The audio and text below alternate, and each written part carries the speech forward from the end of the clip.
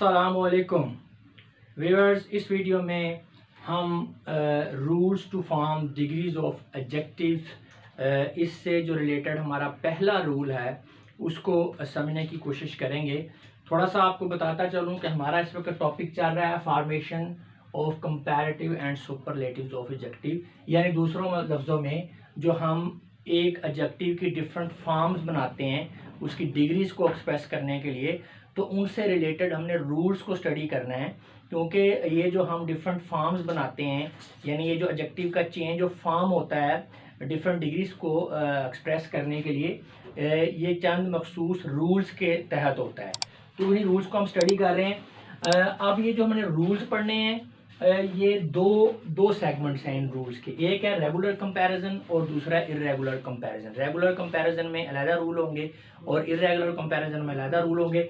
अभी हम regular comparison के रूल स्टडी कर रहे हैं। रेगुलर कंपैरिजन में फिर आगे जो हैं दो सेगमेंट्स हैं कि जो रेगुलर कंपैरिजन के रूल्स हैं वो वन सैलेबल वर्ड्स के लिए क्या हैं और टू या मोर सैलेबल वर्ड्स के लिए क्या हैं। तो ये तीसरा पार्ट चल रहा है इस टॉपिक का, ठीक है, सॉरी इसका रेगुलर कंपैरिजन जो क्या हम अभी स्टार्ट कर रहे हैं।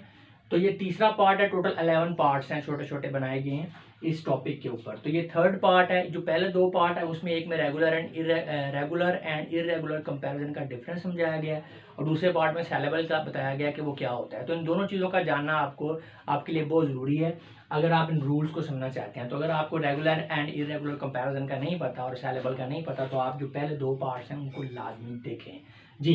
तो हम रेगुलर कंपैरिजन में अगर रूल्स की बात करें तो पहला इसका सेगमेंट है बाय वन सैलेबल एडजेक्टिव्स, यानी जो आपके बनाए जाते हैं कंपैरेटिव एंड सुपरलेटिव डिग्रीज, तो वो वन सैलेबल एडजेक्टिव होगा।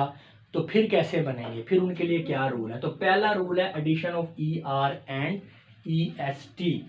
Mostly one syllable adjectives and oftenly more than one syllable adjectives form their comparative and superlative degree by adding ER and EST respectively to the positive form। जी, ये पहला rule है और ये सबसे ज़्यादा यूज़ होने वाला रूल है।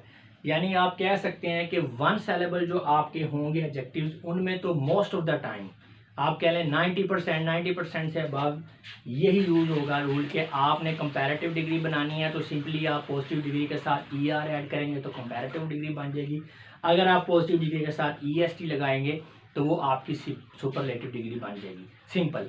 और ये तो थी वन सैलेबल। और इसके अलावा अक्सर ही जो आपके एक सैलेबल से ज़्यादा वाले एडजेक्टिव्स हैं उनकी भी इसी रूल के तहत जो है वो कंपैरेटिव एंड सुपरलेटिव डिग्रीज जो बनती हैं। यानी आपका अगर जो एडजेक्टिव है वो वन सैलेबल वर्ड है तो ज़्यादातर यानी आपके लिए मोस्टली ये चांस है कि उसको आपने कंपैरेटिव एंड सुपरलेटिव बनाने के लिए उनके आखिर में ER एंड EST को ऐड कर देना रिस्पेक्टिवली। और अक्सर ही आपका एक से ज़्यादा सैलेबल पे भी मुश्तमिल है वर्ड, तो उसमें भी ज़्यादातर यही होता है। यानी आप कह लें कि ज़्यादातर जो डिग्रीज ऑफ एडजेक्टिव हैं वो इसी रूल के तहत बनती हैं कि पॉजिटिव डिग्री के साथ आप ER लगाएंगे तो वो बन जाएगा आपकी कंपैरेटिव डिग्री, पॉजिटिव डिग्री के साथ EST लगाएंगे तो आपकी बनेगी सुपरलेटिव डिग्री। अब इनकी चंद एग्जांपल्स देखते हैं कि positive degree, comparative and superlative degree. तो हमारे पास पॉजिटिव में टाल है, इसके साथ ER लगाया, टालर बन गया, अब ये कंपैरेटिव डिग्री है।